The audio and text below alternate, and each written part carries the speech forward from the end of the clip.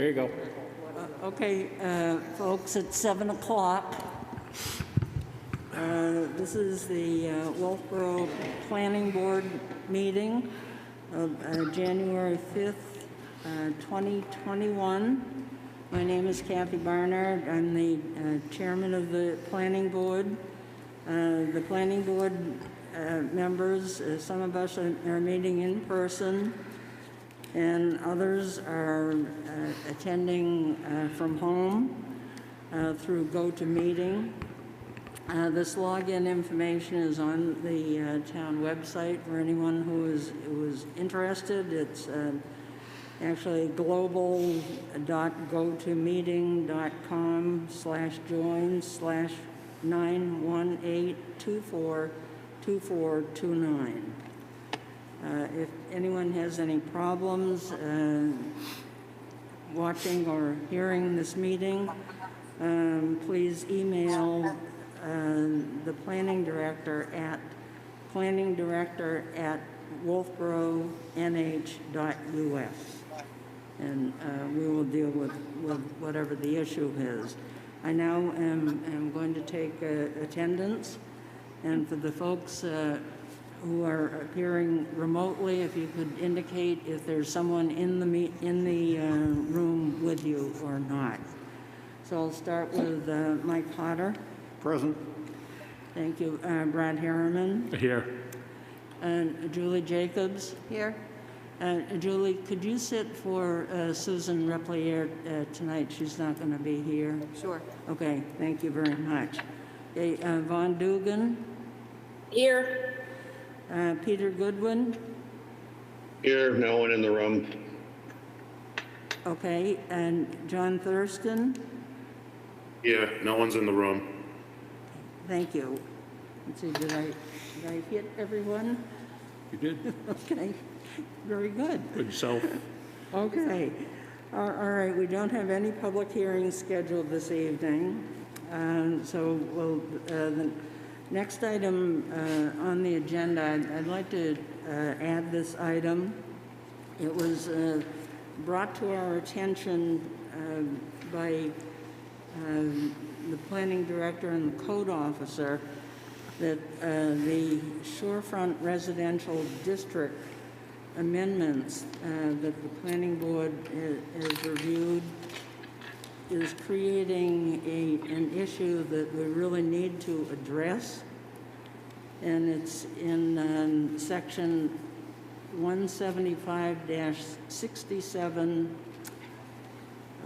Let's see, sorry about that. What's the reference? C? C1. C1, okay. All right, sorry about that, folks. Okay, just a second. The right page here. Okay, and what that section says now is all primary structures must set back at least 50 feet from the reference line. The proposal that the planning board had voted to go on the town warrant crossed out the word primary. So it would say all structures must be set back at least 50 feet from the reference line. And what the staff has determined is that this will then conflict with allowing boathouses on the shorefront. It would not allow them unless they were to obtain a variance. That was not the intent that the planning board discussed when we discussed changes to the shorefront residential district. Really, we were actually focusing on issues that affect help improve water quality. And this was one suggestion that our previous planning director thought was a redundancy that could be removed from the ordinance, and so that was the proposal that we voted on. We would like to withdraw that and now include all primary structures. In order to do that, we need to have a public hearing and discuss this publicly. And that can still occur and meet the time requirements that we need to meet in order for the item to then end up on the town warrant for 2021. So that's really the item that I wanted to bring to your attention. And Tavis, do you want to add to that? Yes, thank you. The reason this came up, and I'll be honest, at your last meeting when you had a public hearing on this, it made perfect sense to remove the word primary. Once the word had gone out as to what the planning board had public hearing on and what the recommended language was, I personally have had at least 3 phone calls and 1 actual application come in saying, do I or do I not need a variance to put in a boathouse based on that language? So I inquired with Kathy and Mike, and I said, why did primary come out? And the explanation was, just as Kathy laid out, is that Matt had believed that under 175-67C, it refers to primary. So then C1, primary, seemed a redundant word. But where 2 potential applicants, 1 actual applicant, and the code official each read the proposed language to mean all structures have to meet a 50-foot setback, it would then imply you would need a variance to put in a boathouse, which was not the board's intent, obviously. And, you know, we had a brief discussion this afternoon, and it seems that the opinion of whether the double primary applies or doesn't apply is a question. The concern is that the ambiguity would ultimately lead to the more restrictive language should somebody, you know, press this issue in court. So while many could understand that the 2 primary references are repetitive, it is now staff's position that the change to 175-67C1 should not move forward.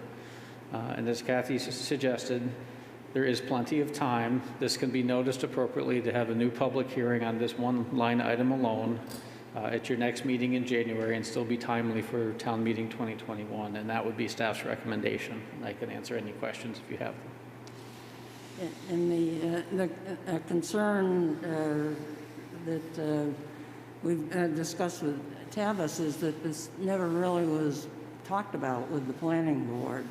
I mean, we never talked about the fact that it would interfere with the placement of boathouses, and so it seems like the best way to proceed. So comments from planning board members or questions? Right. I'd actually suggest that could there be something just said that it is not applicable to the water line, or is that going to allow people to build their houses too close? It might, this is Mike Otter, it might cause that effect, Peter. I think the simplest solution is just to let the word primary stand and present that to the voters along with the other changes suggested, or with changes suggested to the district ordinance. That way, boathouses are allowed under a different section in our ordinance, and they don't run into the problem of being classed as a primary structure and being restricted from the 50-foot setback. And just to add to that, if I can, this is Tavis again. One of the application requests that came forward was a raised walkway that would provide access from a residential structure to a proposed dock. So they're already looking to come to the planning board for a special use permit for wetland-related issues to, you know, get to their dock. But they preferred to not put a walkway in. So if you look at 175-67C3, you can remove vegetation to put in a footpath up to 6 feet in width. And they said, we don't want to create that impact. We'd rather have a raised walkway. The problem then is a raised walkway is in fact a structure, which begged the applicant to say, well, do I not need a variance? Because at C1 above, it says all structures have to be behind the reference line. Can I interject here? That's John Thurston. Go ahead. Okay, go ahead. A raised walkway made of what would constitute getting a building permit? If it was stone or brick, it would be landscaping and just require a shoreline permit because of the allowance for a 6-foot wide path to the dock and to the beach under the ordinance. The proposed structure was essentially a dock, but as it was a dock over land, it's not a dock, it's a raised walkway. And since this is coming to the planning board, I presume we probably shouldn't be discussing it now.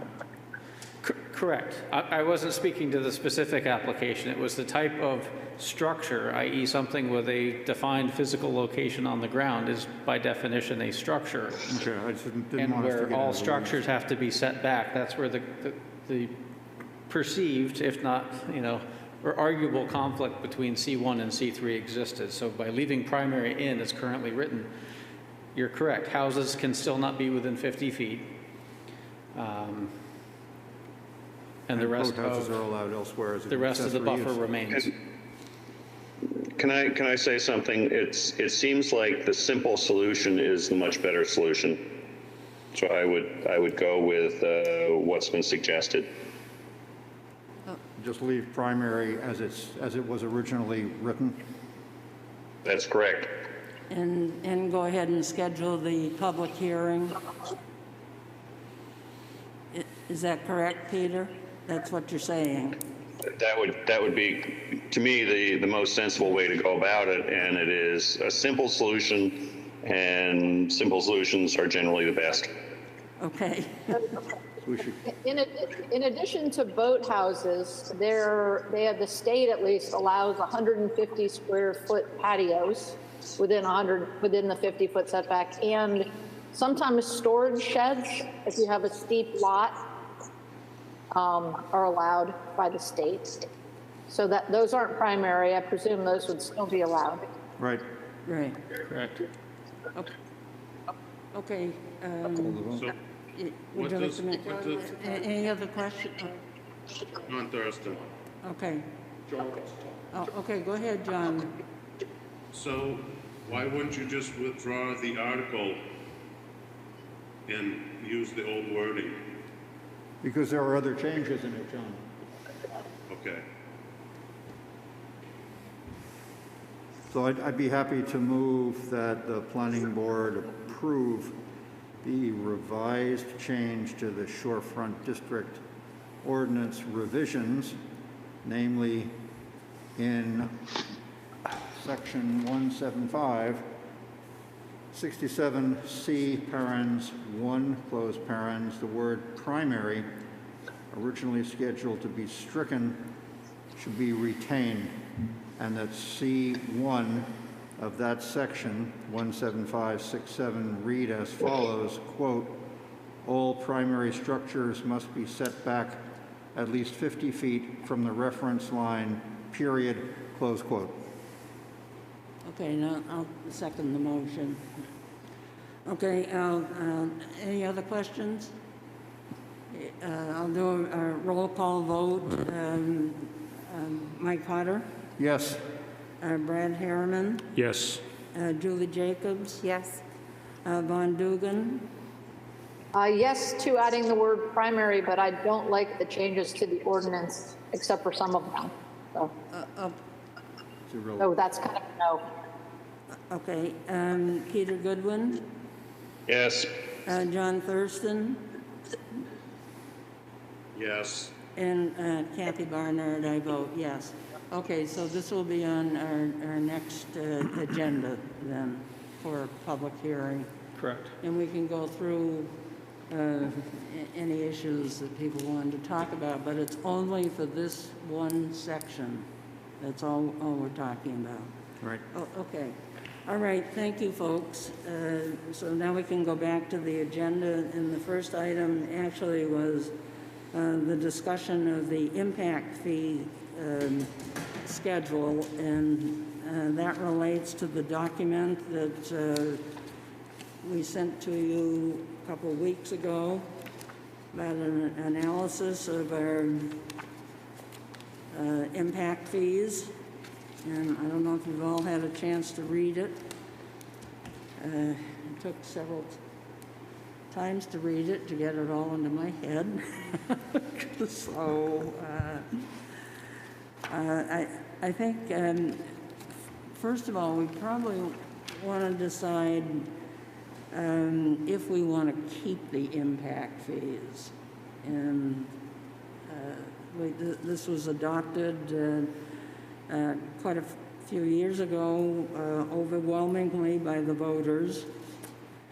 And we have been collecting fees since 2011, basically for the school district. And so I think that's probably the first issue that we need to come to grips with. Mm-hmm. So, Madam Chairman, before we get started with this, I'd just like to say on a personal note, offer an apology to the board. It was pointed out to me that at the last meeting I sat here without a mask on, and I apologize for that oversight. Won't happen again. As far as impact fees are concerned,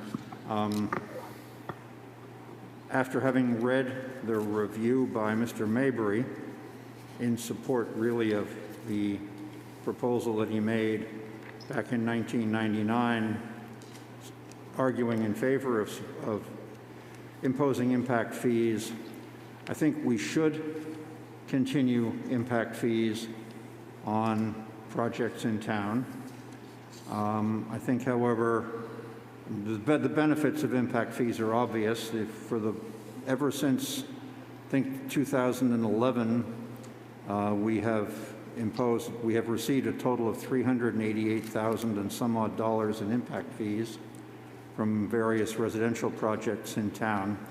Those have all gone towards the costs of paying down Wolfeboro's portion of the school bond issue. So clearly there's a substantial amount of money involved. This is a tough time for the town, a tough time for the country. Impact fees seem to have been absorbed by the industry well enough. We haven't heard outraged calls for the abolition of impact fees. They seem to be built into housing production costs here in town. So I think they're being borne by the market. I don't see any reason, therefore, the economic reason at any rate, that they should be discontinued. I don't think it would be necessarily a boost to the economy to advertise to builders that they could put up a one-bedroom house and save $4,000 in impact fees. It's not really a very big incentive on a $250,000, $300,000 project. So I don't think there's any downside to them. The questions in my mind are, do we want to expand the scope of our impact fees in town? They are currently, as originally proposed in 2010 and imposed in 2011, only on residential properties in order to offset costs of increased enrollment into Governor Wentworth Regional School District. There are any number of other projects, particularly commercial projects in town, which have impacts on town infrastructure and town services, which are not currently scheduled for impact fees. Looking carefully at the CIP spreadsheet for capital expenditures projected over the next 10 years, we're looking at some pretty big projects coming up, none of which are school-related, all of which are commercially related or town-related in some fashion. Beg pardon. The solution to the public safety building problem has to be dealt with. Sooner or later, the town will have to do something about a community center. It's been on the CIP program for 12 years now, and it's scheduled out in further 10. So sooner or later, something will have to be done with that. There are any number of other projects in town which could benefit from impact fees imposed on commercial projects. If the board decides that it wants to retain impact fees and then wants to increase the scope of impact fees to include commercial projects, then at that point we need to sit down and start thinking about exactly how to do that and where we can get good advice to help us compose a program which will not be chilling to the town's economy, but at the same time accomplish the purpose of offsetting some of the impacts to town infrastructure, roads, water, sewer, from commercial projects. And one of the reasons that we asked to look at this is because some people had been told that it was interfering with the town's ability to encourage smaller houses that would be considered more affordable to more folks. Basically, the fee is only imposed on any new dwelling, so that would be any new dwelling of any size, and also the conversion of existing dwellings from seasonal to potential year-round, and then the addition of an ADU, an accessory dwelling unit. Those are the when the fees would actually be imposed.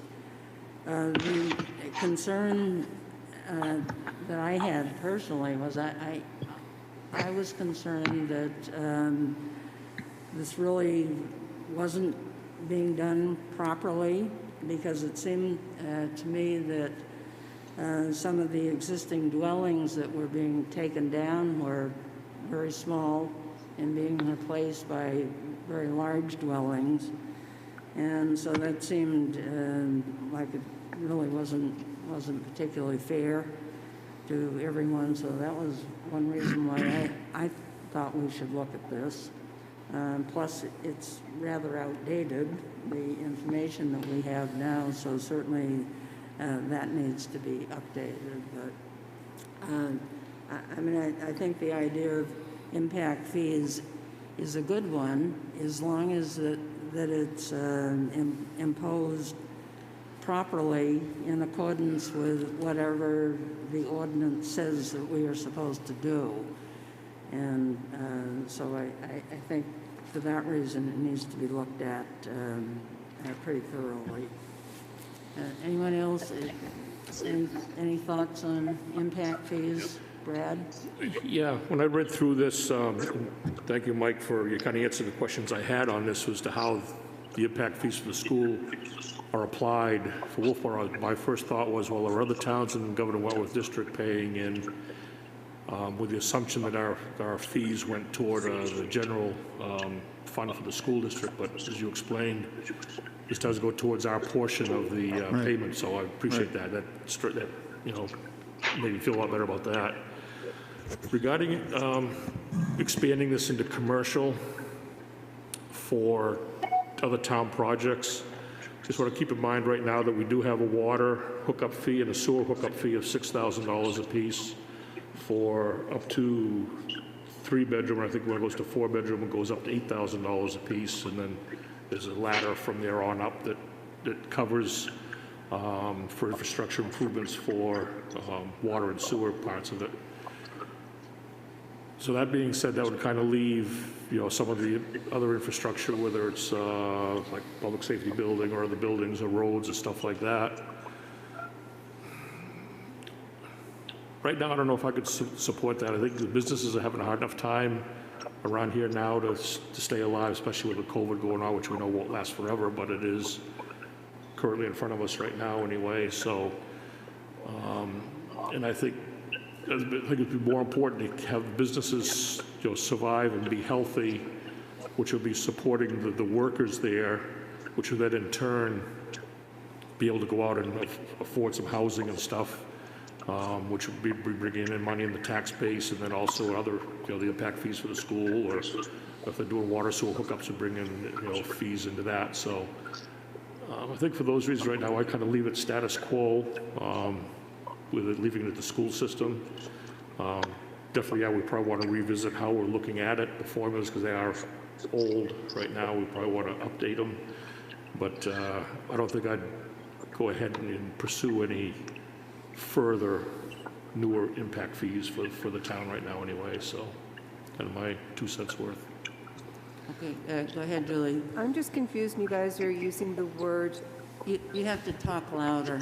We can hardly hear you up here. can you hear me now? Yes. I'm confused with the word commercial that you're using. Do you mean public? Or do you mean commercial as in businesses? As in new business. What? As in new, I'm sorry, I should have spoken in the microphone too. As in new commercial structures. A factory goes in on wherever, 109A, Okay, a new business commercial. commercial. Okay. And only new construction. And I'm not arguing, and I don't want anyone to understand that I'm arguing for this idea. I'm No. not a Just the impact- terminology was, like this. We need a different word. I'm trying to interpret for you what I have read in other material that Mr. Mabry has prepared and other sources that I've looked at about impact fees. It goes on new construction, not old construction. And, beg pardon, so, and it's commercial, if it were to be expanded, it would be new commercial construction. So if, for example, GI Plastic was going to come in brand new from outside to build a system here, there would be impact fees assessed on that project. And would the impact fee be for just the school system? It would not, That's where the I'm current confused. impact fees apply only to residential structures, because they're the only ones that are going to generate kids going to school. Impact fees on commercial structures, however, generate pressures on town infrastructure, not just water and sewer, but police and fire in particular. And for example, in the city of Rochester, much larger than us, but nonetheless, they had a debate about whether or not they should have impact fees and what kind they should have. And they decided, and as became effective January of last year, to impose impact fees on both commercial and residential construction new. And they did it on a per square foot basis, which they felt was fairest. And they applied their impact fees on commercial only for police, fire, municipal offices, library and parks and rec later on for residential. My thought would be that if this board decided to go further with impact fees on commercial structures, they should cover reasonable impacts on police and fire protection for commercial structures, which currently would not be covered by impact fees. So I would object to the idea that if, and you use GI Plastic as an example, if somebody came in, refurbished, replaced, upgraded an existing commercial project, I don't know how that would create new impacts. As far as I understand it, Vaughn, it would not. The impact fee would be applied only to that part of the construction which was brand new. If the building were upgraded and new insulation were put in, new flooring put down, but the footprint remained the same, there's no expansion of space, there's no expansion of square footage, it's a pre-existing structure. As far as I understand it, and again, I'm not an expert, there would be no additional impact fee on that structure because there's no increased new construction on that structure. And that would have to probably apply to residences too. If you went in and you had a 5,000 square foot house that you tore down and replaced it with another 5,000 square foot house, the impact would remain. I think you'll find that is described in our ordinance. Go ahead, Tavis. Thank you, Madam Chair. This is Tavis. One of the issues with the way it's currently handled is if there's an existing single-family home and it's replaced with a single-family home, no impact fee is imposed.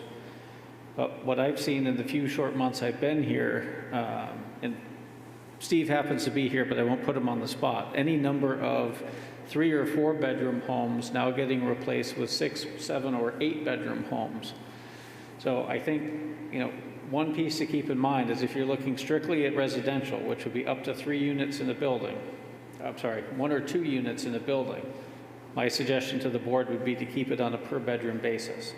So if you had a 4-bedroom house, you raise that structure, you put in an 8-bedroom house, the impact fee would be based on the 4 additional bedrooms as a concept, or a square footage of said bedroom. The other place that the impact fees, if it stays strictly at the school level, is there are starting to be more and more single-bedroom homes coming into town. So a single bedroom presumably isn't being purchased by a school-age person. But the square footage might cover that if there are other things, and it's typically older individuals, what did I learn at the budget committee? More seasoned individuals, experienced individuals buying these single bedroom properties. But while they aren't having children, they are, as Mike pointed out, perhaps putting an increased demand on ambulance, fire, things of that sort. So commercial, keep in mind by the building code definition, is 3 or more units or a structure that makes a profit. Something to think about when looking at connection fees versus impact fees. If it's new construction, perhaps the connection fee covers it. If you have an existing structure, let's say there's a restaurant on the first floor and a restaurant on the second floor. Second floor restaurant doesn't survive COVID or whatever other reason causes that to close, and they put 5 apartments in there. There's no way to capture that commercial impact, even though now it's residential units. It may or may not trigger a new connection fee, but if the water's already there, or the connection has already been made, then I don't know if the connection fee applies. But it may actually be using more water, which begs the question, does the connection need to be upgraded? Does the line servicing the connection need to be upgraded? So without meaning to go too far with this, one of my recommendations to the board is to start matching the CIP with the impact fee discussion to whatever level or extent the board is comfortable with recommending or adopting, so that when a project comes in, if it's in an area that's already identified as the CIP where a project may be occurring, the planning board has a roadmap for how to apply the impact fees. I don't recommend you end up in the spot where you spend countless hours at a public hearing trying to figure out if somebody needs to pay $1,400 or $1,500, but there should be something fairly prescriptive. We have a water project, a planned water project going on in the next 10 years in this area. We have a lighting project, sewer project, road project, what have you. If a project falls within that envelope, the impact fees have been identified. That's a whole bunch of stuff to think about. On where to go with this. Thank you. Peter and John? Yeah, I'd like to speak. So, back to Mike's latest comment about, the possibility of a commercial enactment. I would be concerned about that because although when homes are built, the market absorbs it, when you impact a commercial establishment, the renters take the impact. And so I think that would be a difficult area for me to support. What I do support is when you do a new expansion, you take a ranch down that's 2,000 square feet or 1,800, then you build a 6,000 square foot 5-bedroom house. I think we should look at that area and adjust that so that those new bedrooms are looked at in that impact fee. So I think this also merits a discussion of when the tax rate is set based on the value of the house. So let's say you take down a house that's worth $300,000 and you put up $1 million house. Now they're being taxed on the $1 million house, and the taxes presumably help pay for the infrastructure of the town. So I'd be curious on, what's an equitable deal there? So you're worried about double taxation then? Oh, exactly. Well, the services are still being used. The tax rate is applied uniformly across the town. It's based on the valuation of the house. If you're lucky enough to live in $1 million house, your taxes are going to be higher than my taxes are. Nonetheless, my water consumption, your water consumption is also coming out of a pocket. My police protection and my fire protection is also coming out of the general pocket. You should be paying something for that too. And if there's an impact fee on me for building a house with 2 or 3 bedrooms, there should be an impact fee on the $1 million house for building 5 or 6 bedrooms to make it equal and fair across all the citizens. And just my feeling. Just making sure that it's fair and not, saying impact fees need to cover everything new. We also need to consider what the tax rate compensates for.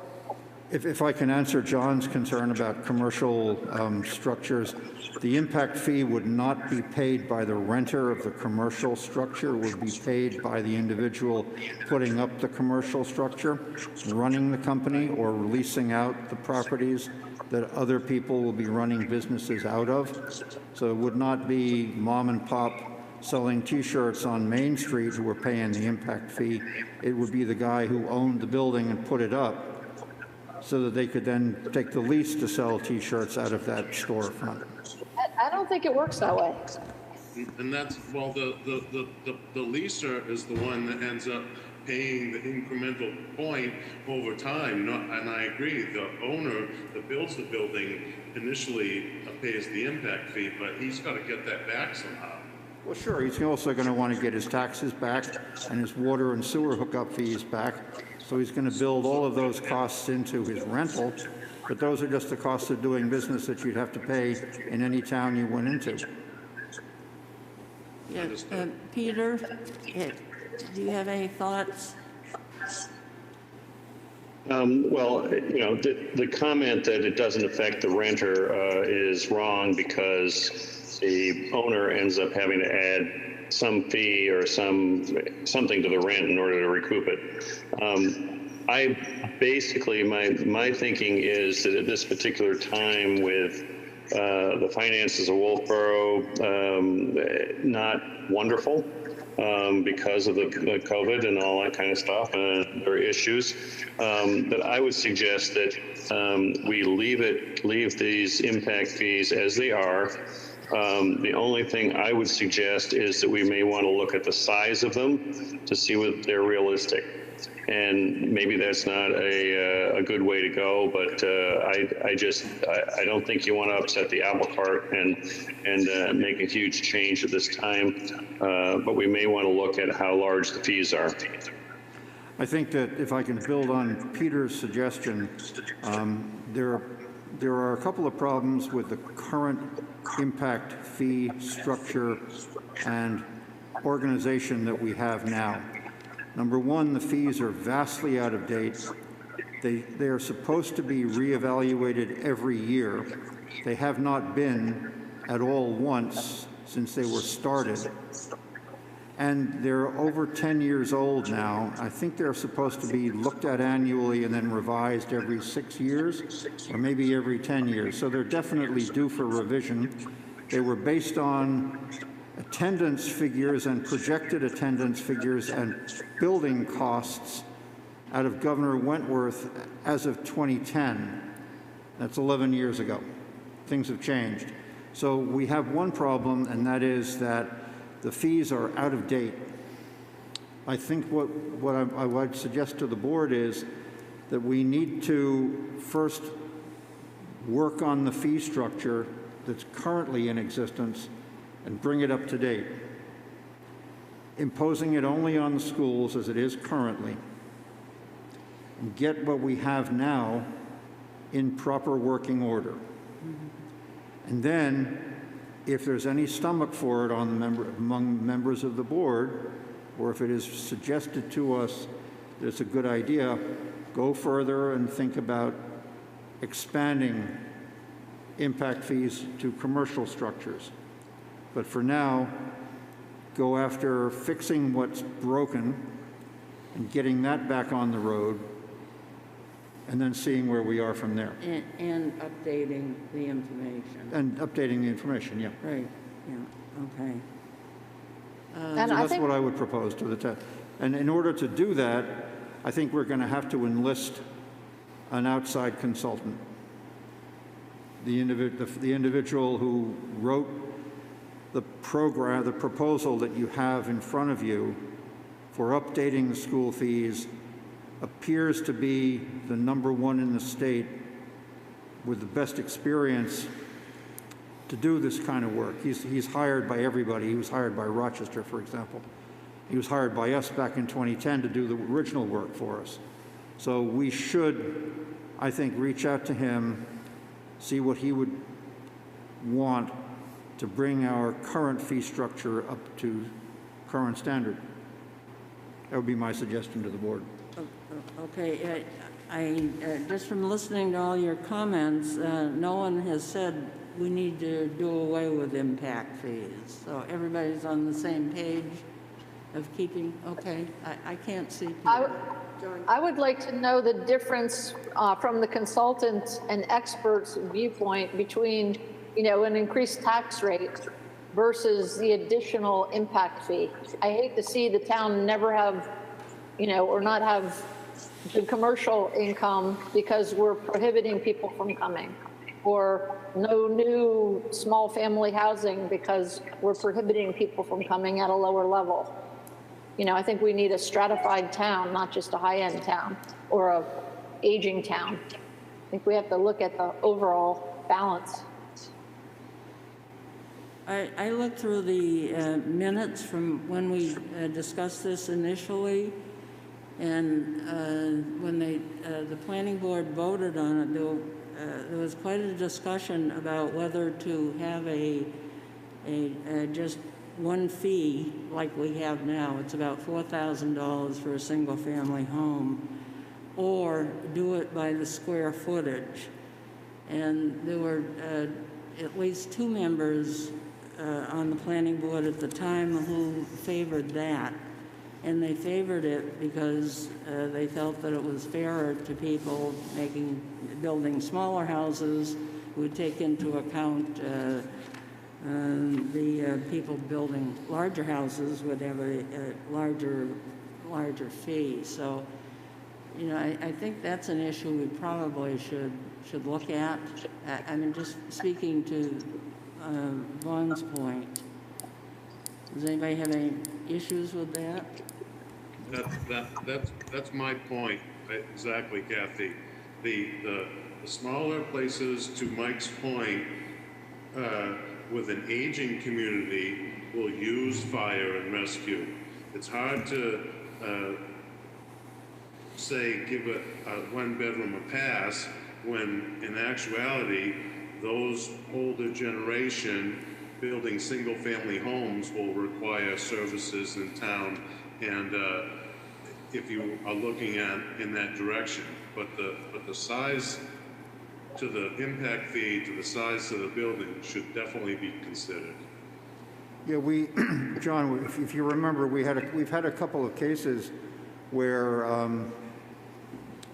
it's hard to talk with these masks on, where we've had an older woman and then a single guy building a house just for themselves.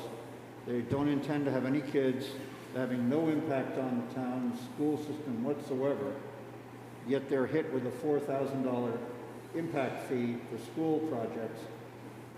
I think if we decide to go ahead and revisit the impact fees, we should have some form of a waiver structure for individuals who will not have an impact on the service that the impact fee is set up for, in this case, the school system, and have some form of protection to the town, because of course a single-bedroom house could be sold to somebody with a couple of kids and an extension put on, and all of a sudden you have an impact to the school system.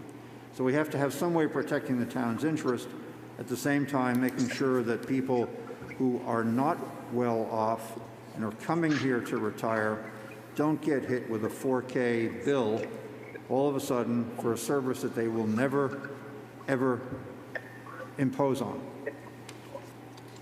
On the contrary, if a portion of that impact fees was scaled to benefit the town, then their contribution would benefit the services that they use in the town.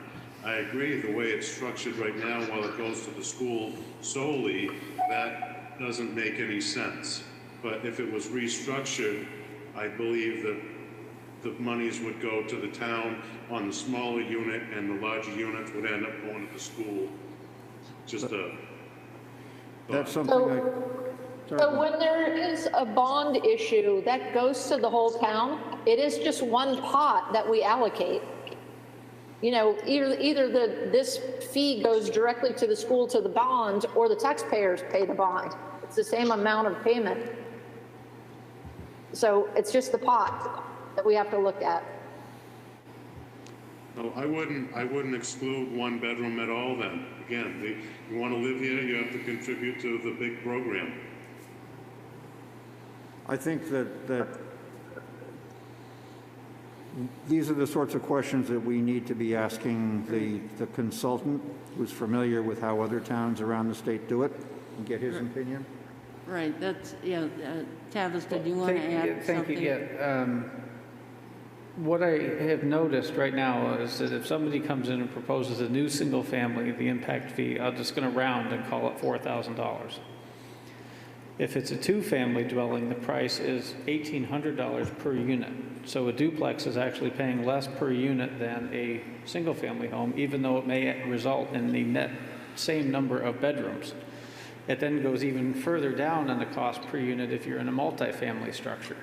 So there's a couple of things going on. How to address one bedroom, because you can't always assume it's going to be a more seasoned couple or a seasoned individual or a young family that simply puts everyone in the same bedroom.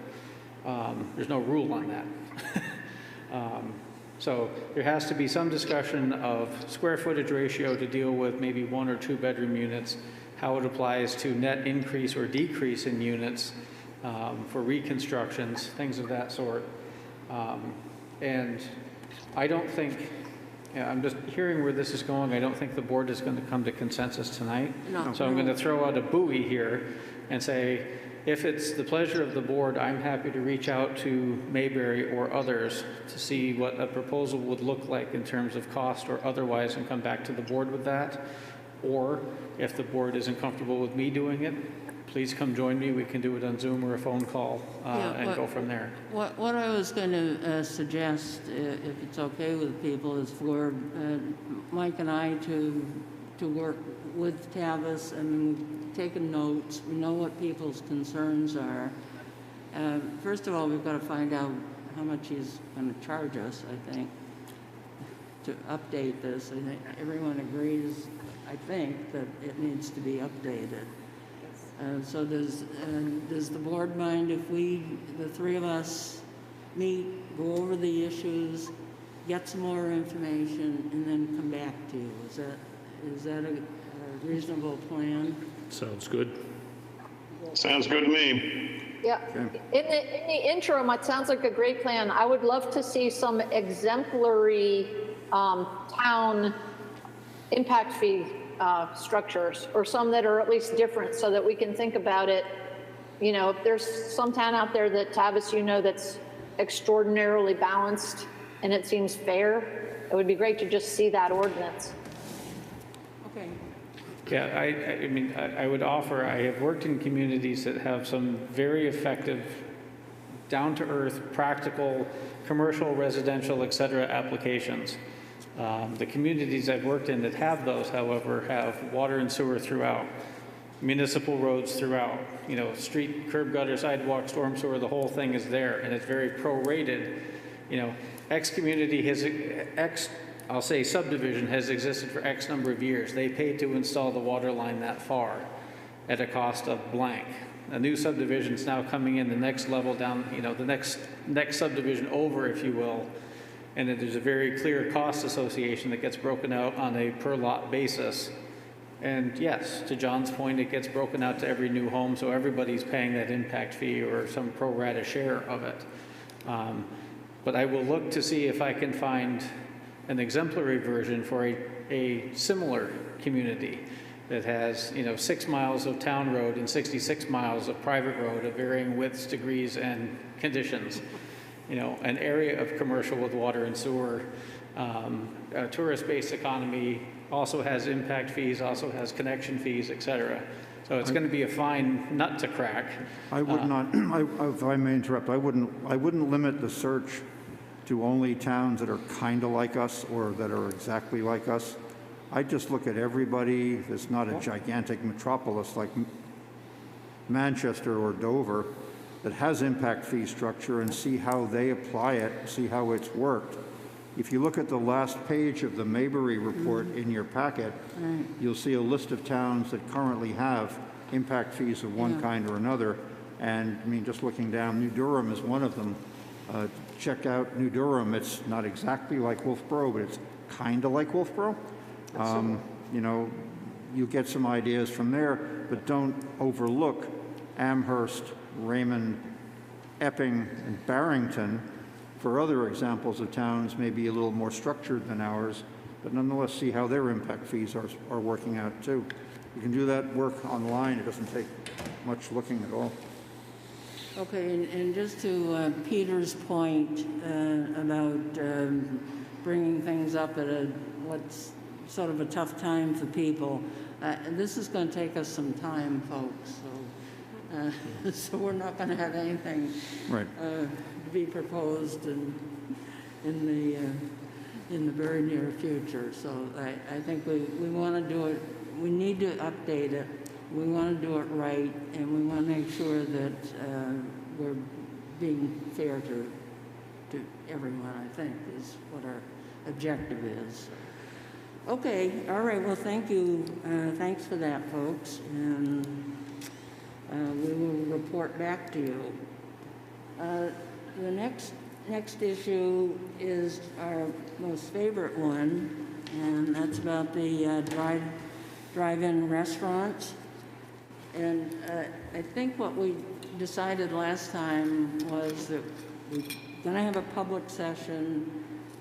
Mike suggested that we come up with some facts and suggestions, some very specific things before we go to this public session. So Susan and Mike have agreed that the three of us will work together to come up with the basic information that we think we need in order to go for a public forum, to have a good discussion, a good balanced discussion, because we know there are thoughts on both sides of this issue. So, so does anybody have any problems with that or want to join us? Okay, thanks, Julie. You're doing a good job. Hey, hello. Right here. Hello. John, go ahead. John has discussion. Yeah. We're waiting on you, John. We're waiting. Okay, so I think you're on track with the forum. I think we really need to step back and think that maybe we should add drive-through pharmacies into that topic. It's a very critical time of the year. I've heard it several times within the last 2 weeks. Constituents come up to me and ask me about what about a drive-through pharmacy and what's going on. And I think it's a critical time. I think we should seriously look at it and see if we can encourage it in our town rather than waiting for it to come ahead. Okay, John, our zoning ordinance already allows drive-through drugstores. People can already do that. Okay. So it's really the restaurants that are specific. Go ahead. Well, just something I wanted to briefly add. One of the things, and I haven't done the thorough investigation of the regulations, what I'm seeing generally is a lack of drive-through regulations. X square footage leads to X queuing stalls, leads to what length of turning radius, which leads to, you know, it's basically design guidelines for drive-throughs, if you will. So in essence, in response to John's comment, I think drive-through, whether it's restaurant, pharmacy, et cetera, could be addressed as part of the review. But I thought this forum was specifically. We already allow them. No, but how you allow them. You know, what are the criteria the board uses in evaluating a site plan application for a drive-through pharmacy? And the stories I've heard is, well, it worked okay at Dunkin' Donuts until it was busy and then traffic was backed up, and it worked okay at the bank until it was backed up. So it suggests that there's some review generally of how vehicular access businesses are addressed at the site plan level. In the stacking. Correct. Yeah, okay. Right, yes. Right, okay. All right, yep, that's, okay, so, John, are you all set then? I mean... Yeah, I got that. Yeah, I just want to reinvigorate that topic. Okay. Thank you. Okay, so is everyone all right if we go ahead with this issue? Okay. All right, the next item on the agenda is the letter from the Cooks, from Peter and Patty Cook, about the lights. And lights, basically what started all this is the advertisements in the downtown establishment that have a real estate office that have lights around the borders. And so, Tavis, why don't you tell it, because you came in sort of as they had already sent one letter, but you ended up needing to address the issue, is basically what happened. Yes. Approximately a week and a half before I became an official employee of the town manager sent me an email and said, consider yourself read in on this issue. This is something that needs to be addressed upon your start date. As Kathy pointed out, there are advertisements at a couple of real estate offices. I refer to them as lighted panels, and that becomes relevant. What are the lighted panels?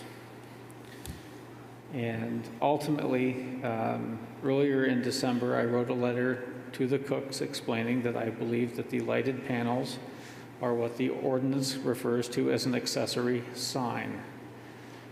What is not listed in the sign ordinance is how many accessory signs one business may have or one property may have. There's very clear distinction on window lettering, which by definition needs to be etched into the glass.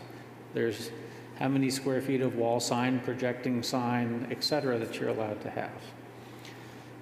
I collaborated with Steve on it. He said, well, it's kind of similar to a reader board because that could change in and out as often as one might change a reader board at a gas station or something.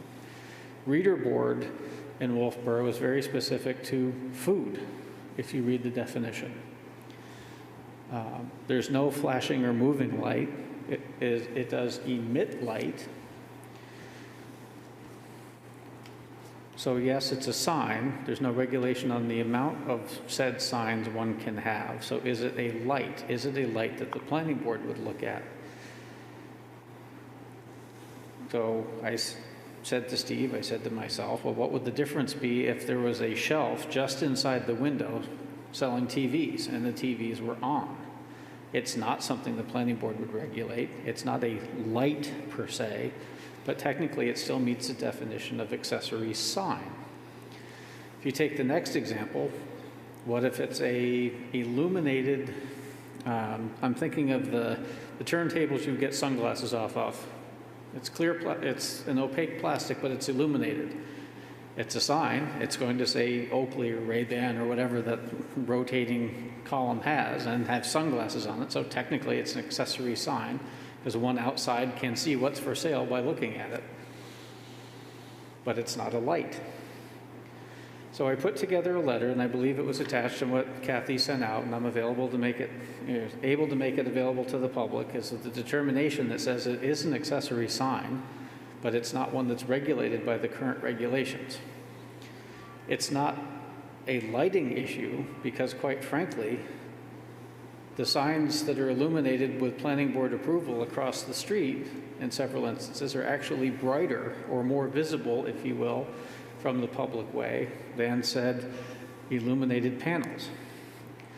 So I sent that determination over. I copied the town manager just to say, look, Jim, I did what you asked me to do. And I copied Steve so we were all on the same page. And Peter Cook replied, and he said essentially, agree to disagree. So as that raised a question, Steve and I went back through, came to the same conclusion we had before. I submitted it to the town attorney, and the town attorney recommended that the determination could stand, and that's where it is right now. In response to the lighting issue, is there one, is there not one? Kathy said, but we just came up with a lighting committee. So I'm going to reinvigorate the lighting committee, pull people in.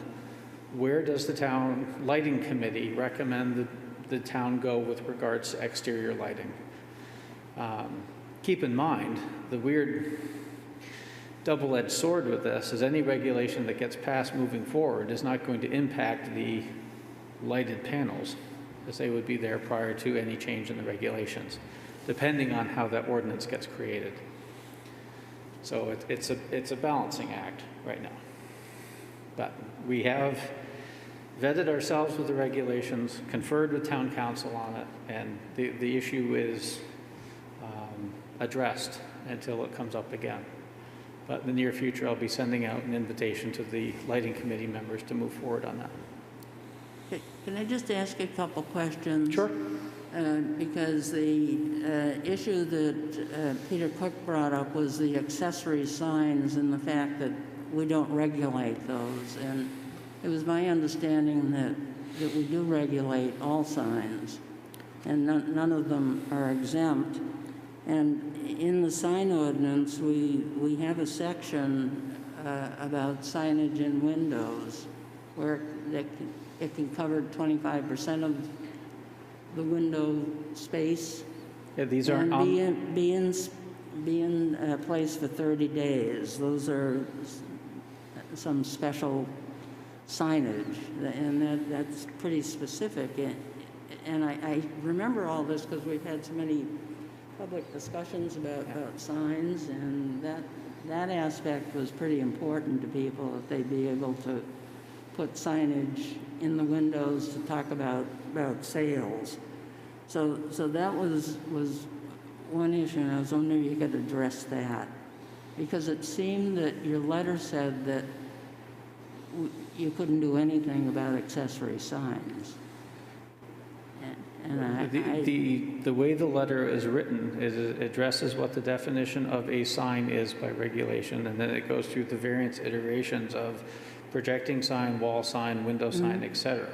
The lighted panels are not, by definition, those signs. So the definition that applies is the accessory sign that basically said something you look at that lets you know what you could purchase by going into the business.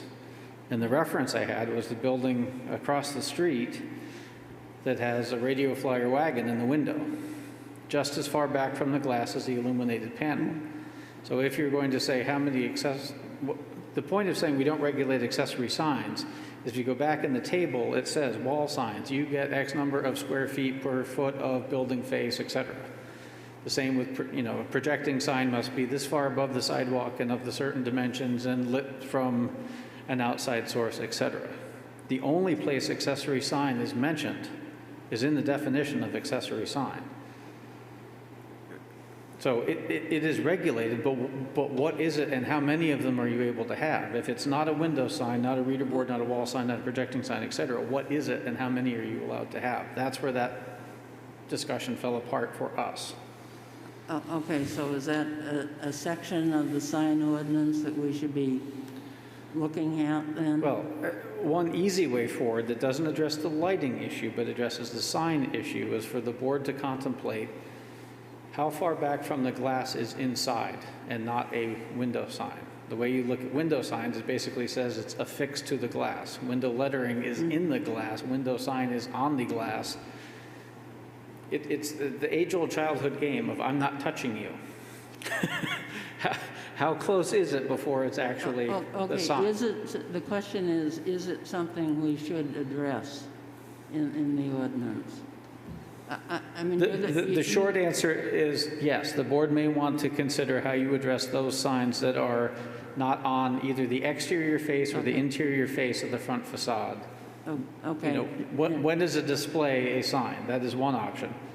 The other is how to address the lighting. And that's where the lighting committee would move forward, yes. Okay, I have two other just questions. Neon, we don't allow neon, and that is sort of a gas type thing. I mean, should we enlarge on that prohibition? I mean, is that something I don't have the should- sign Can I say ordinance. something here, Kathy? Neon really isn't used anymore. The signage in the world is moving at such a fast pace that nobody can keep up right now. Oh, It's bumping into my I was business. just asking a question. Yeah, it's bumping into my business. So what you're thinking right now is what you're seeing is neon that's out there. Isn't. It's a different kind of LED light system. Okay, well, that's why I asked the Yeah, question.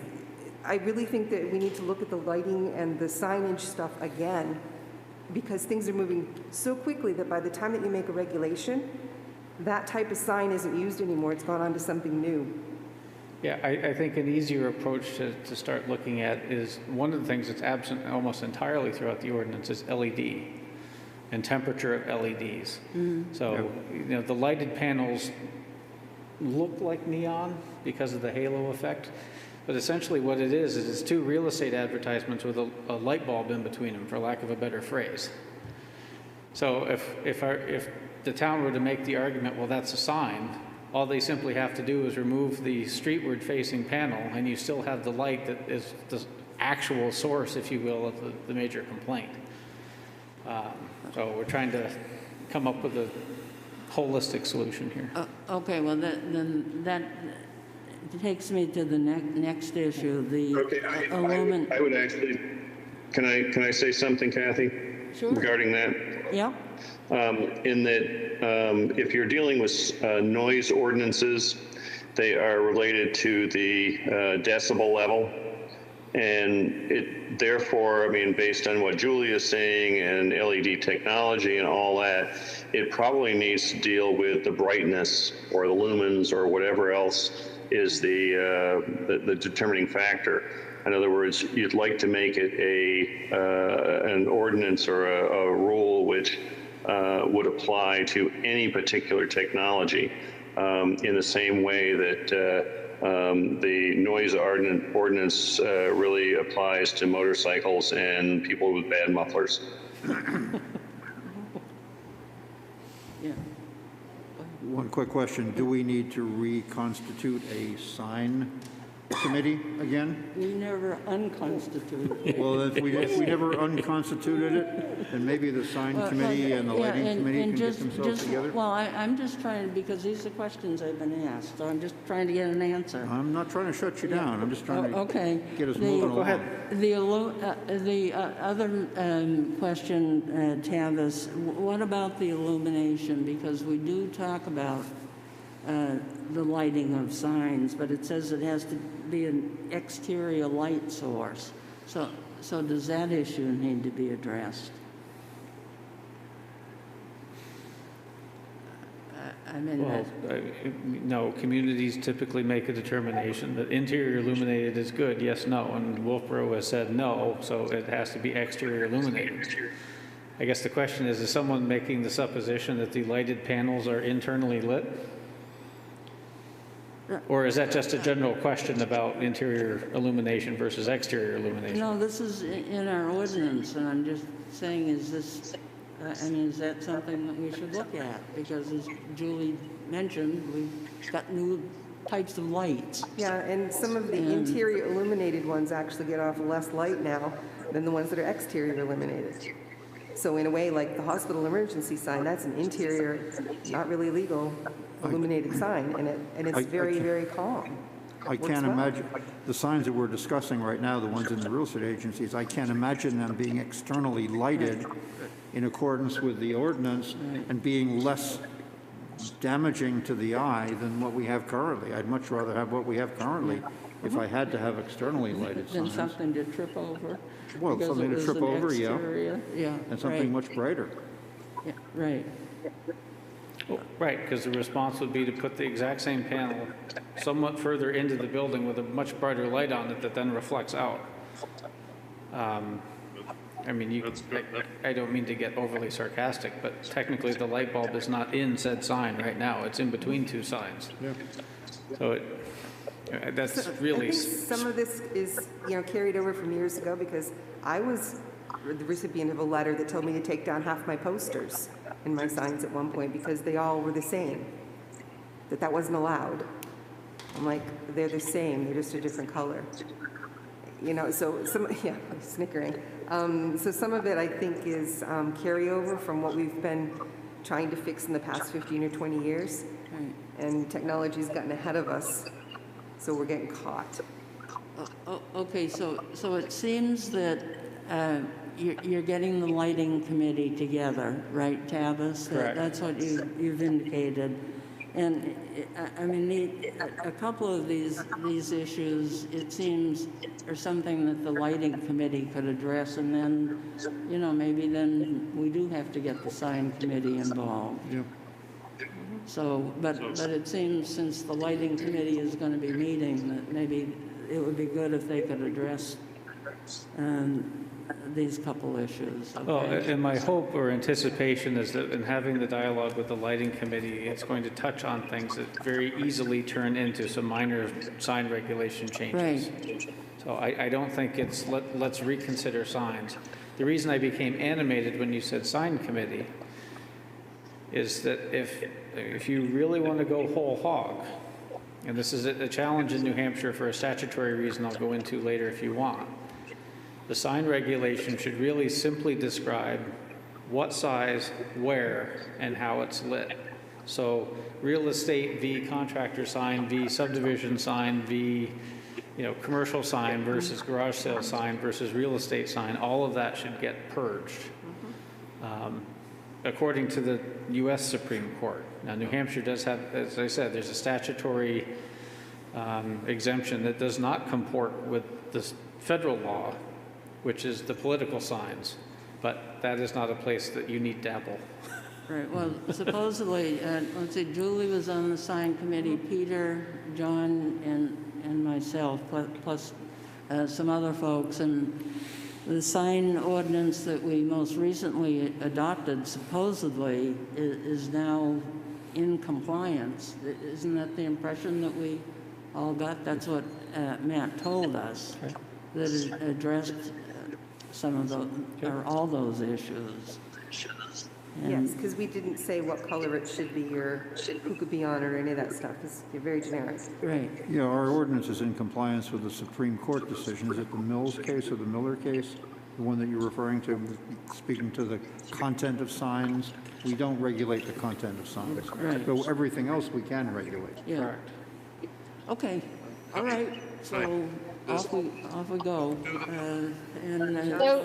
So John's trying to talk, and I have a comment too. Okay, So to that point about the sign committee not being adjourned, I mean, the question that I have to ask all of us is, why did two planners pass on this issue?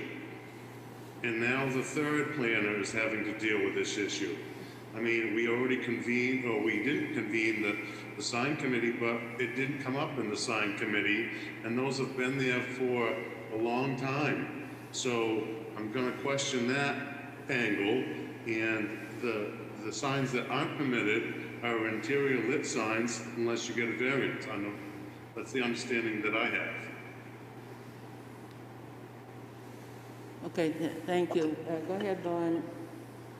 So one of the things that started the whole letter from the Cooks and a lot of discussion prior is the color of light, the color of the lights downtown, the color that the town has chosen to replace the street lights with, going from, golden amber to blue white, and, what the character of the town should be. And I think the color of the town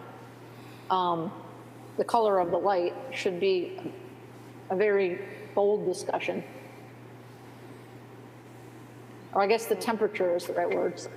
Okay, and who's, John, you're on the lighting committee. Yes. Yeah. Go ahead, Mike. Just to answer some of John's concerns, the sign ordinance, I mean, for as long as I've been in town, there have been problems with the sign ordinance, and that's getting on to nearly 40 years now. So that's one of those, I think, kind of a bad example to use. That's one of the things, a moving target. We have other ordinances in our books which have been around for 10, 15, 20 years or more, which have satisfied their original purpose and still work just fine. Signs, I don't think it's because previous planners dropped the ball in some fashion and left us with a problem that the third planner has to fix, so much as I think it is people keep finding problems with the original, with what we have now that we didn't anticipate before. Like those real estate agency signs didn't exist last year. So all of a sudden they show up. How do you fit them in the sign ordinance? That's a problem. It's not previous two planners' responsibility to have anticipated that problem. We've got to solve it because nobody knew it was coming down the pike a year ago. I'm not suggesting that it's a beef that's not been there. Rob Hausman was there when the lights were down there in one of those stores, and I'm just saying he chose almost what Tavis's angle is and felt that there was no enforcement that was warranted because of the regulations. Right. That's, I think when it started was back when Rob was still here.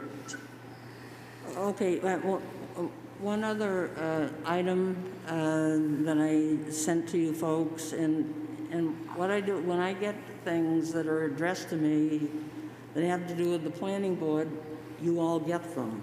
So just in case you're curious why you get these weird things from me or anything. But I try to let you know what folks are thinking out there. So I did receive something from Ann Blodgett about tiny houses or tiny homes, and she basically, I think, wanted to know what we were going to be doing about it.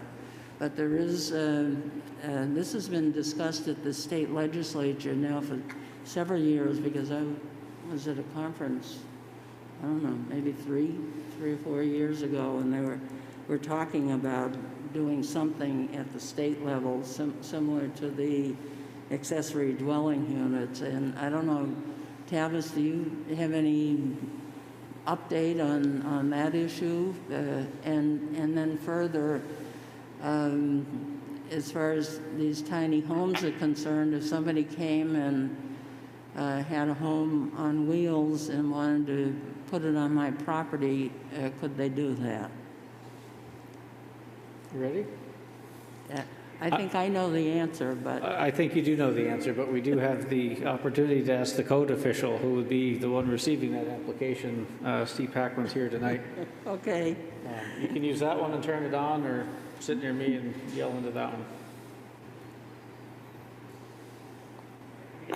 Steve Paquin, Town Building Inspector. It's not on.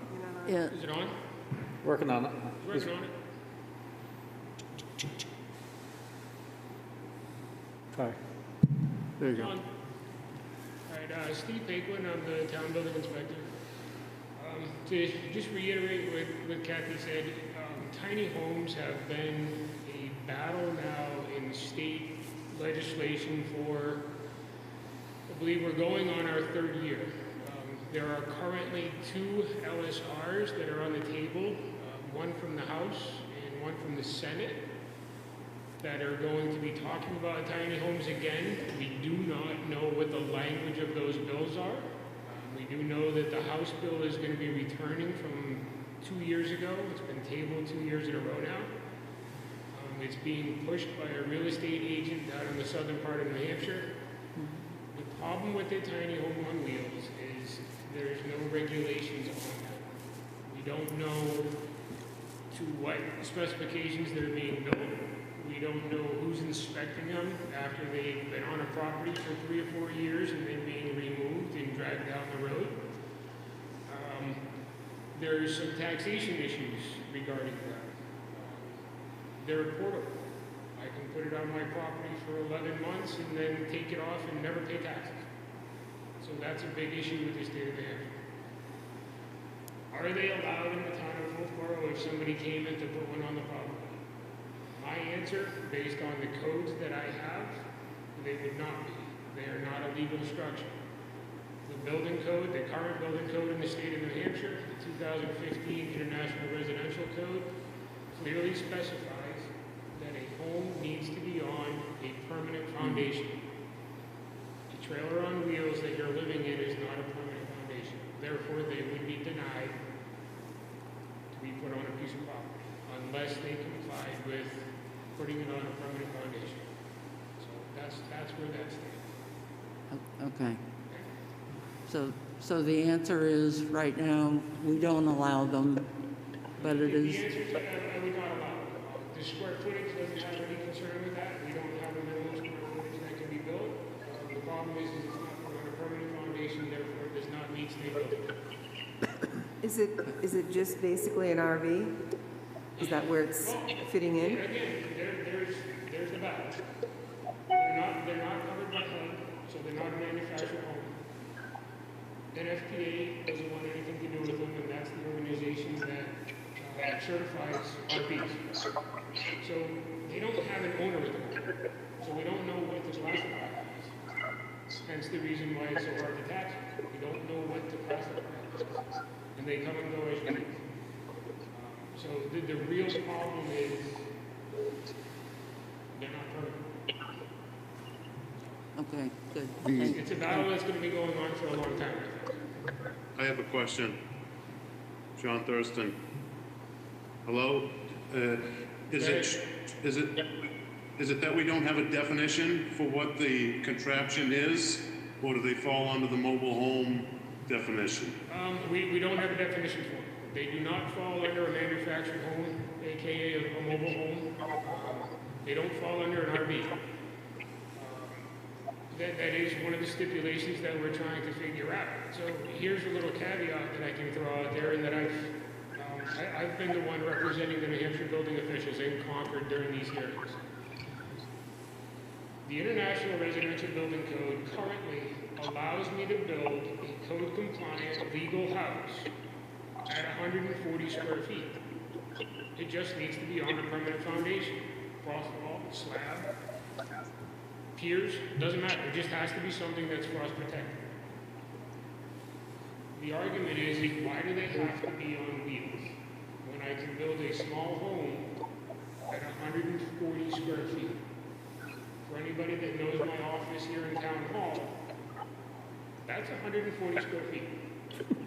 That's small. That's smaller than your typical snowmobile trailer. So the problem is we don't have an understanding. There's nobody certifying what these are, what specifications they're built to, because they're not built to the code currently. Do they, Steve, do they have to have permanent water and sewer hookups or some form of sanitation? That's something that DES is trying to figure out. A lot of these tiny home companies are coming in and they want to use composting toilets. DES does not really recognize a composting toilet. Their provision is that every home needs to have the capability of taking gray water and black water. And if you have a composting toilet, there's some caveat as to it really need to be hooked up to a septic or not. So that's another question that just doesn't have an answer yet. How about water sources? Water source, every residential home that gets a CO or a certificate for living in it needs to have potable water. There's many ways that you can get that. Do I have to have running water coming from a well? No. Do I have to have it coming from a town? No. As long as I have a contraption, one of these water bubblers or something, you have potable water. So water hookup really isn't the problem. It's more of the sewer issue. Okay. Okay. Okay. Anybody have any other questions? Yeah, I do. John does. So the cross-reference from a mobile home being docked up on a property usually requires them to put stilts under it so that when the tires go flat, they don't crimp the sewer line and the water line that comes into the building or into the mobile home or all over the place. I think that's one of the issues with setting up a mobile home and something being on something solid. The fact is that if it's not solid, you risk the breaking the water or the sewer line. That is part of it. A manufactured home, we just so you know, I can no longer refer to them as mobile homes. I have to go by the definition of manufactured, but they are essentially the same thing. They're required to have piers at strategic points set up by each individual manufacturer.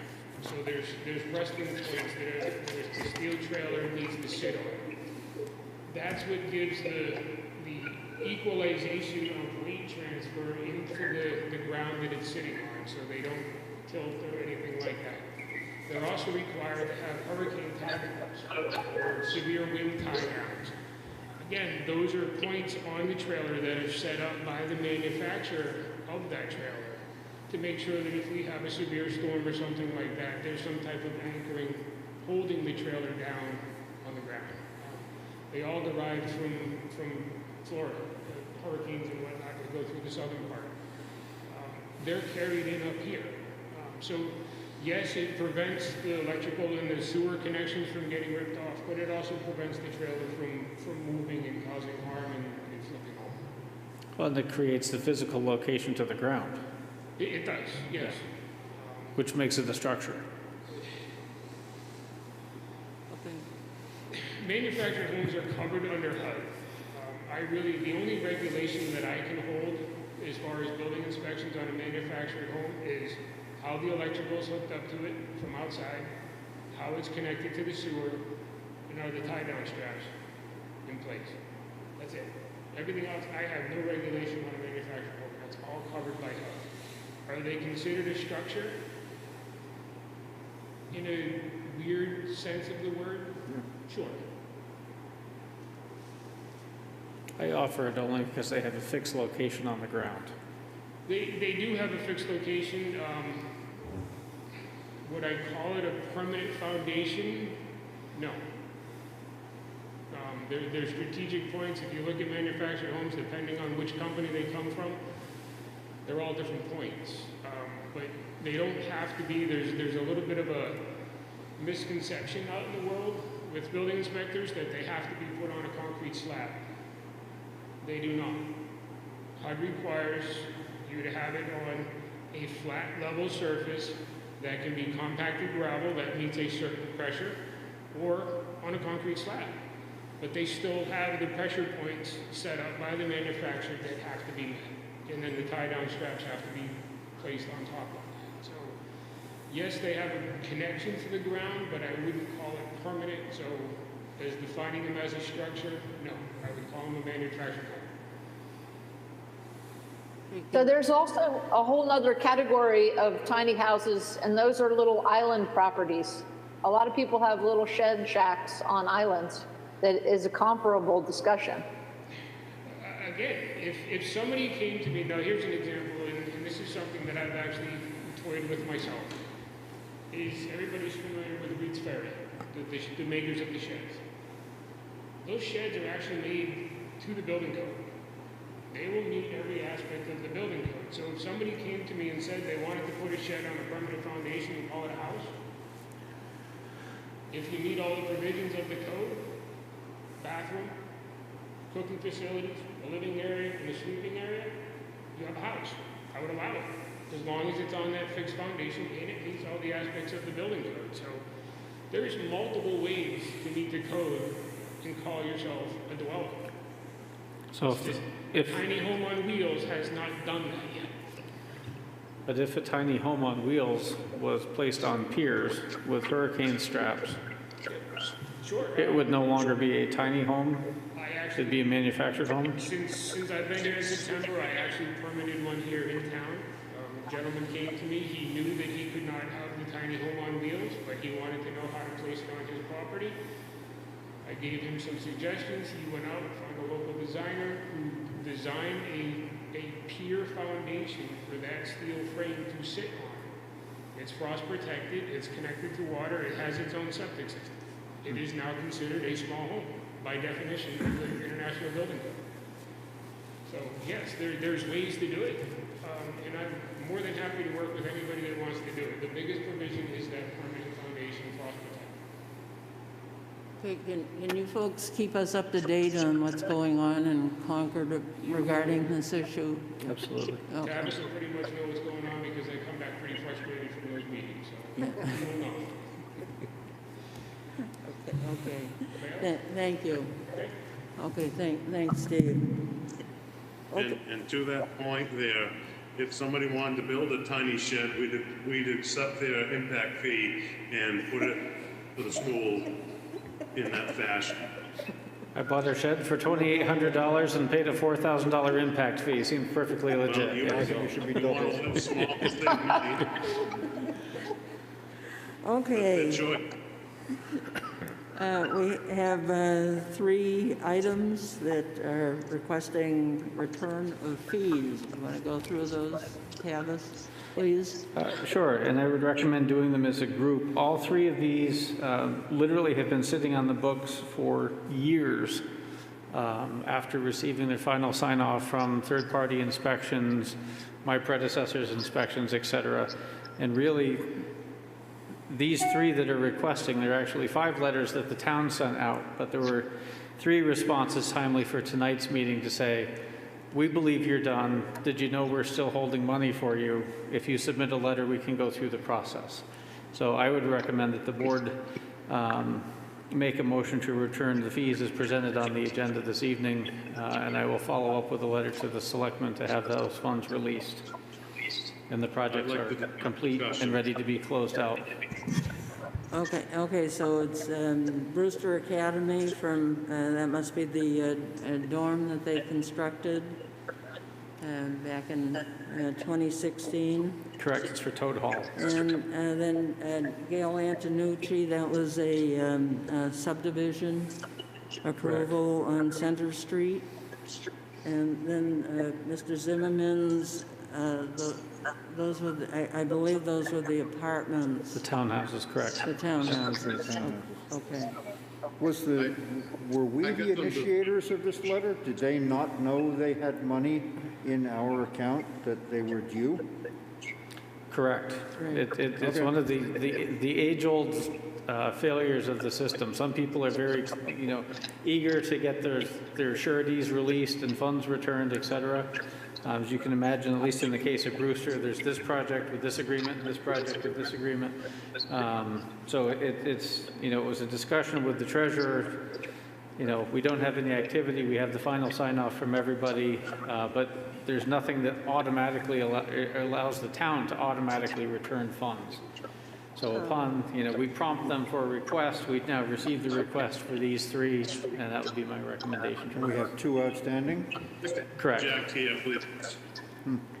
Tavis, how come there's I'd like to nothing that says that after the job is complete, that the town gives it back automatically?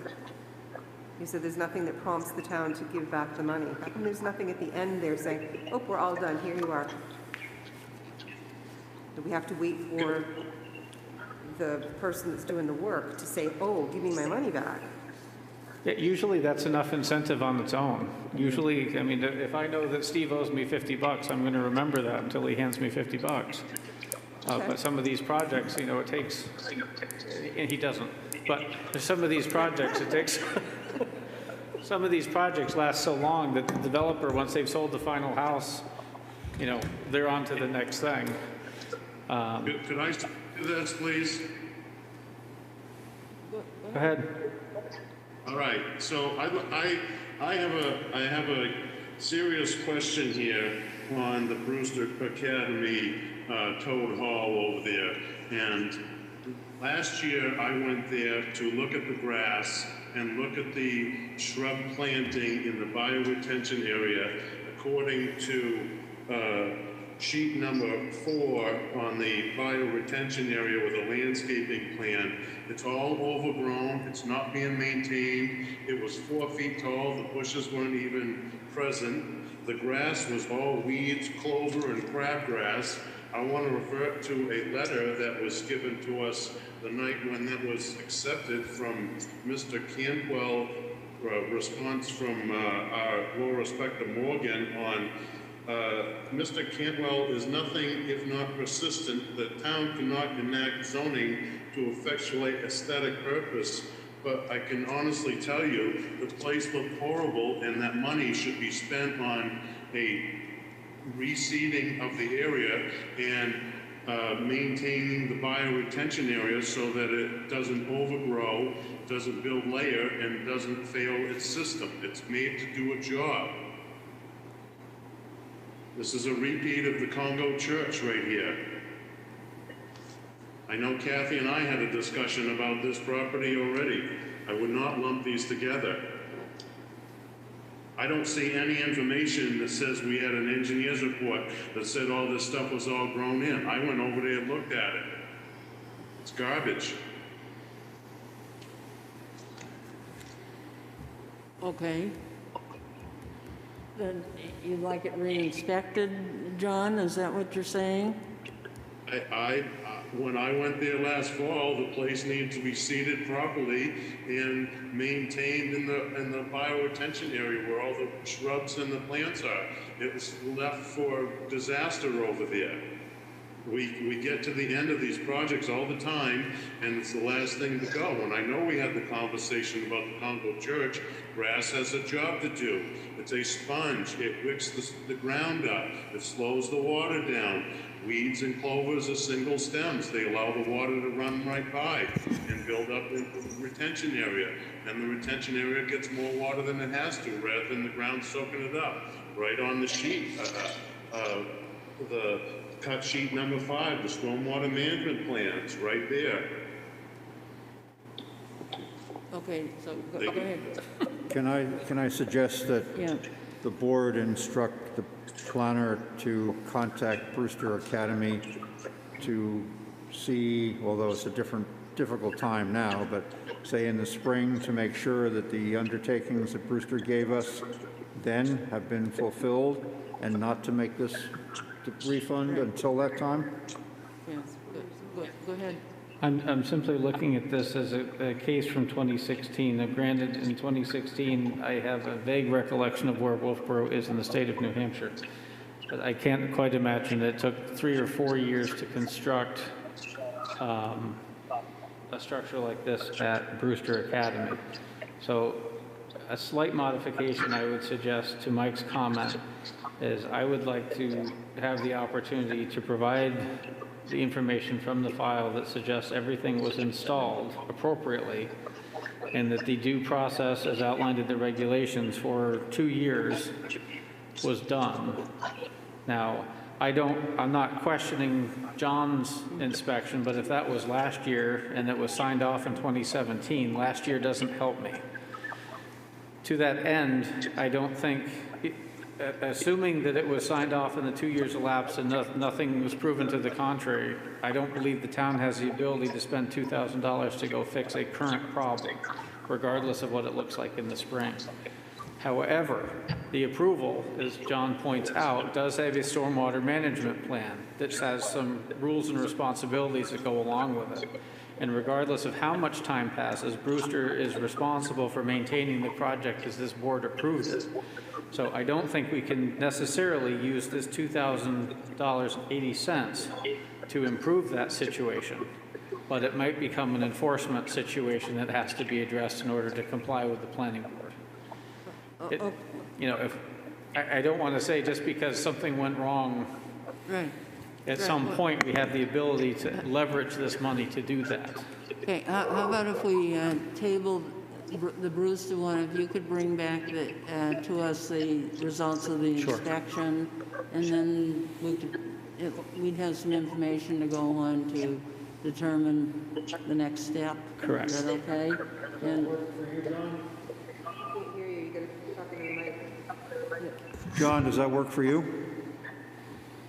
Yeah, that's a better way to go than giving them the money and not having anything to fall back on, because again, we have residents nearby who questioned the finished product, and we told them, don't worry about it, they've got nothing to hang their hat on, and now we have something to hang our hat on, our own ordinance, and nothing says that they're supposed to just build it and leave it and let it go to pieces. I mean, they're supposed to maintain and take care of this stormwater management so it functions properly.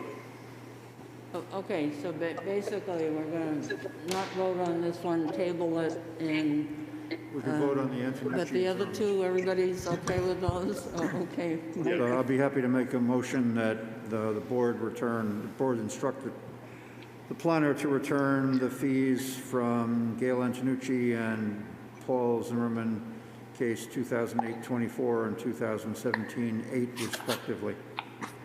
Okay, thank you. I'll second that motion and do a roll call for the vote. Mike Hodder, Yes? Brad Harriman, Yes. Julie Jacobs, Yes? John Thurston, Yes. Von Dugan, Yes? and Peter Goodwin. Yes.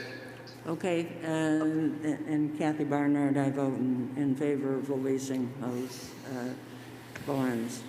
Okay, thanks, folks. Public comment, I don't believe there's any member of the public hanging in to talk to us.